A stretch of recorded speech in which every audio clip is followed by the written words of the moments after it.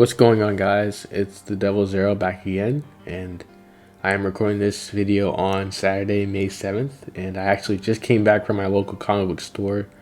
Since today's free comic book day, go out and support your local comic book stores if you're interested in any free books, or just get some new ones or some old ones, I guess, and support your stores. Keep them in business. But as I sat down getting ready to record another video, I saw the news that George Perez passed away on May 6th. So when I'm recording this, it would be yesterday. And he had his family and his loved ones at his side. While it didn't shock me because we knew that Perez was terminally ill with, I believe, pancreatic cancer, it still hurt a lot, especially with the recent passing of Neil Adams as well. Or I'm sorry, not Neil Adams, Danny O'Neill. Today, I just wanted to give my quick thoughts on him, George Perez, and give him credit to the amazing legacy he has left behind. So, to start, George Perez is one of the most famous artists in all of comic books. Up there with the likes of Jack Kirby, Steve Ditko, people like that. And in the early 1970s, he got a start as a comic book artist at Marvel Comics, where he worked on various titles, including The Deadly Hands of Kung Fu. He worked on the Avengers, which is how he originally came to prominence, and he also worked on the Fantastic Four and a few other titles. While he was working on the Avengers, we got the infamous Korvac saga, which Perez helped draw alongside the writer Jim Shooter. Later, Perez moved over to DC Comics and worked for a time on the Justice League of America, and eventually brought back the Teen Titans. Our modern interpretation of the Teen Titans, whether it's the cartoons or the live action show, owe a huge credit to their revitalization by George Perez and Marv Wolfman, who was the writer on that book. During their run, they introduced characters like Raven, Starfire, Nightwing. This is where Dick Grayson became Nightwing after leaving the role of Robin. And, we had Beast Boy and other characters show up. And so that's like how we got the modern interpretation of the Teen Titans. So we can owe that to him as well. And I know I love those characters. Some of my other favorite works that Perez worked on was, later on in the late 80s and early 90s. And that would be Crisis on Infinite Earths and the Infinity Gauntlet.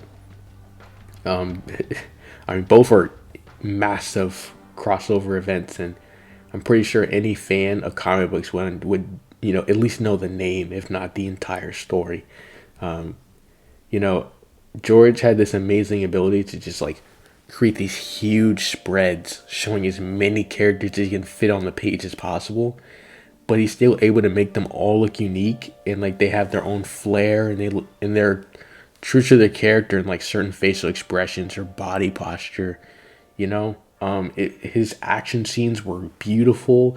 And, you got these cosmic calamities like the Anti-Monitor versus the Monitor and the destruction of the multiverse. And, Thanos wiping out half of life in the universe.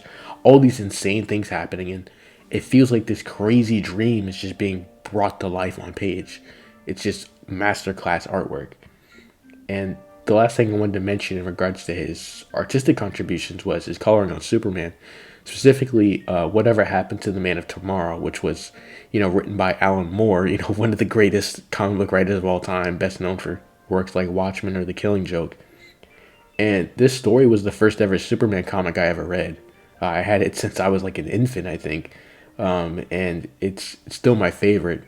The thing that stood out to me as a kid was just these huge, bright, bold colors that he was using. He was the colorist for this book. I don't think he did the pencils, but the colors he used were just really on point. And it's a momentous book because it's the final story in Silver Age Superman before Crisis on Infinite Earths happened or concluded. So it's the end of Silver Age Superman, essentially pre-Crisis Superman.